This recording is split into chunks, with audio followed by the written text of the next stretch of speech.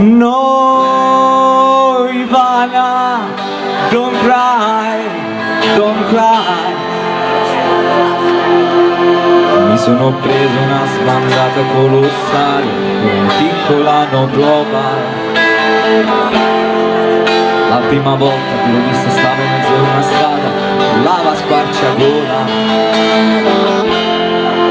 E allora io mi sono fatto sotto col Mercedes. Le ho chiesto, hai bisogno di qualcosa, vuoi salire? Lei col dito medio in su mi ha mandato. No ragazzi, non ce la faccio.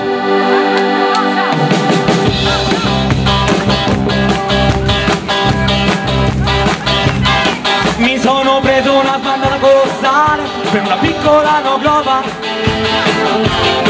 La prima volta che l'ho vista stava in mezzo alla strada, brava squarciagola. E allora io mi sono fatto sotto col Mercedes.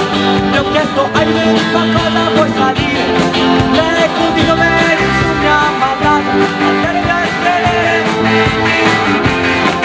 Aveva 19 anni, si chiamava Ivana, aveva preso il cuore.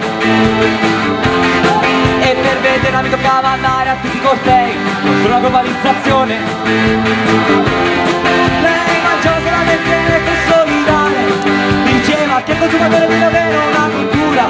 Allora io per colpo ho preso le medaglie della fantasia. E la mia vita cambiò e quello che prima facevo adesso era proibito. Andavo in banca a lavorare con la bicicletta nel traffico impazzito.